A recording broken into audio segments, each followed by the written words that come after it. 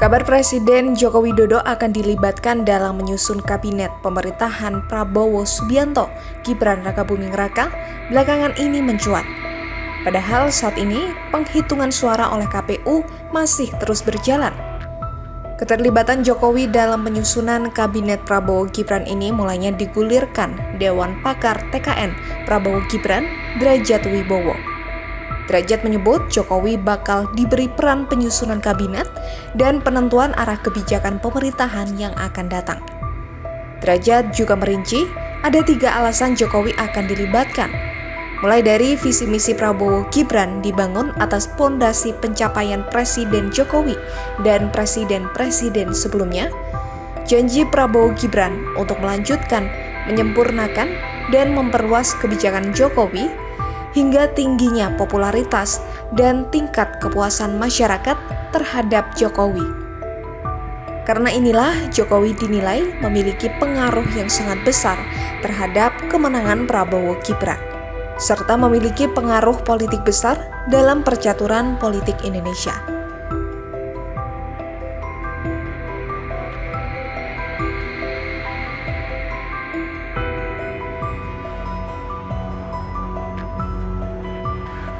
Meski begitu, dalam merancang kabinet Prabowo Gibran ini, Derajat menegaskan sistem merit akan tetap diterapkan. Selain itu, semua ketua umum parpol pengusung Prabowo Gibran akan terlibat dalam penyusunan struktur kabinet.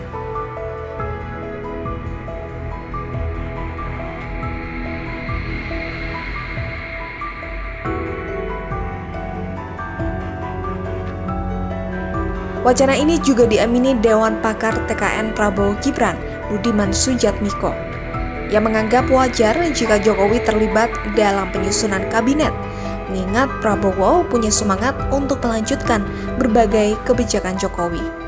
Ia bahkan tak menutup kemungkinan terkait peran Jokowi menjadi penasihat dalam pembentukan kabinet Prabowo Gibran.